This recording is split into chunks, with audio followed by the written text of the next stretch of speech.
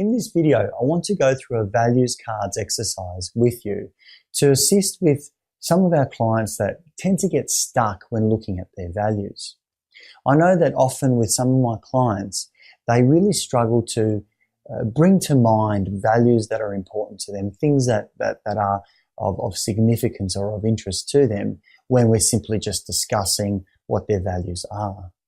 Things that are important, even though they might be intensely important and really of value to us in our life, it's hard to bring that up without having a range of different options available. And that's exactly what values cards do. Values cards allow us to share with our clients a whole heap of values that they may have not even considered, or maybe they are even actually useful to them or important to them, but they haven't been able to bring that to mind. So that's why I think a values cards exercise is really important. So I'd like to share that with you. So this is what it looks like. Simply ask your client to take the deck of values cards and put them into 3 piles. Very important, important, and not as important.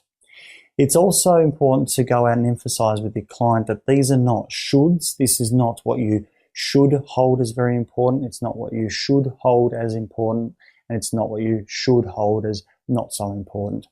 We're looking at what values are that strike them, that are important to them, and in actual fact, no one else needs to go out and see this. This is a guide for themselves. We also want to ask our client to have a level of pace so that when they put one down, they can consider putting another one down and another one again and another one again in a relatively fast motion.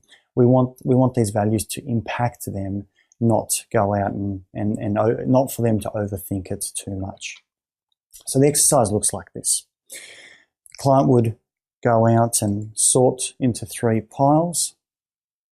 Very important over here, not as important, important, and they would work their way through. And as they work their way through, sometimes they won't know where to put it and they'll struggle, and so we urge them along to not think about it too much, but to put down what strikes them, what jumps out at them. And so they would work their way through until they got to the absolute bottom of their pile. So to speed this up, I'll just take this into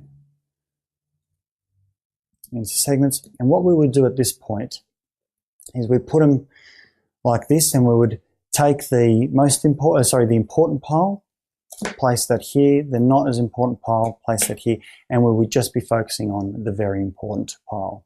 And we would do the exact same instruction again where we ask them to place it in 3 piles. Very important, important, and not as important. So they shuffle through these again. So off they go. And what we're trying to go out and do is get to a point where there is 8 or so in this pile over here, and we're not too concerned about these other ones. We want to be able to work with a number that is enough to go out and guide our client, but not too much to go out and overwhelm them. So we're working through the list like this, and off we go. So at this point, we take these 2, and they came from the very important pile, so we put them together, and we just pop them here in the important pile. So here are the 3, so here are the very important pile of values. And so we ask our client to simply put them out and to arrange them in a way that, and we've got 8 here, we ask them to go and arrange these in a order that is important to them, something that is meaningful to them. So they might go out and say, okay, certainty and risk go together there. We've got knowledge, freedom, empathy and compassion. So they might put these together. Solitude over here, and they might look at humour. There we go. So this might be what stands out for them, and it's important that we go out now and look at what's the meaning behind each of the words. What's the meaning behind each of these values? Because it's one thing that I can go out and project the meaning that the word has for me, and it's different when the client has it. So the meaning might be over here having compassion and having empathy, might be about connecting with family, being close with family members, having that openness in communication with family. So these two might actually have a strong family orientation, even though the word family is not there. Knowledge means having wisdom, and having wisdom provides me with freedom.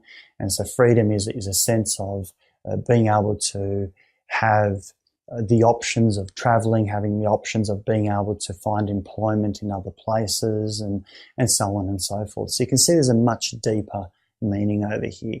Humour might be about having fun with children, or having fun with life. They're not taking things too seriously. And then over here we've got solitude, certainty and risk. And the reason why that's put together might be that we hold risk very important. So we want to build in certainty, so that we're not caught up in problems and difficulties. So we hold certainty as being important there, and have that as risk. And that solitude is a really important part within that, because it's something that we need to do and be strong on and understand in a solitary way without being influenced by others. So having risk and certainty together with solitude is important. And so you can see there's a very different meaning what the client might go out and open up with than what you might project onto them. So with these, we can now start to somewhat play with them, have a bit of a discussion, and also we can do some very interesting things. We might go out and ask our client, what would it be like if I were to take this and just do that? And that can sometimes invoke quite a significant amount of angst, or can show an emotional response, which is really important to understand. We could also go out and do something like this. If we were to say, how about if we took the risk, the certainty and the solitude away? What would that mean to your life? And so once again, we can go out and somewhat invoke a response with our clients and just see how they go out and feel with that happening. And so we can play around with each of the cards and draw further and further meaning from them, which is a fantastic way of understanding your clients in a short and simple exercise. I encourage clients to take a photo of this, or I would give these cards away to clients, or I would go out and write these down on a piece of paper and give them their list of values, because they are important that they hold them and be reminded of them. So that's what we would do with the very important pile. When that's done, putting these ones aside, we can actually equally do as powerful situation or powerful exercise with these not as important pile. And so we would go out and get our client to get down to 8 cards and put them out also, and do the same. We'd do the same exercise where we would ask them, we'll just put this one over here just for the exercise sake. So we'd ask our clients to put it in a particular order, and then we would ask them about them and why they're in that particular order. Are they in a circle? Are they lined up beside each other? Do they have different groups that we've placed them in, and so on? And once again, we'd go out and flip them around. There's an enormous amount of information and value that as clinicians we can find out about our clients. It's a very powerful tool. Once again, at the end of that, ask your client to take a photo of it on their phone, or write it down on a piece of paper, or give them those cards. They can keep them, put them in, whether it be their wallet or their handbag, somewhere where they can be reminded as to the usefulness of those. So they're all the the cards that they hold as not as important, we do need to remind clients that they still are important, but they're not as important as the others. So that is the values cards exercise.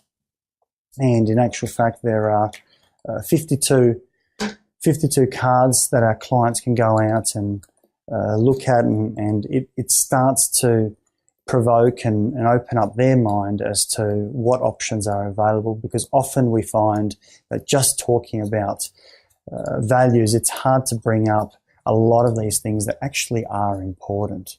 So I'd encourage you to consider getting some values cards or making some values cards yourself, because they do make a big difference in your therapeutic approach when looking at clarifying values.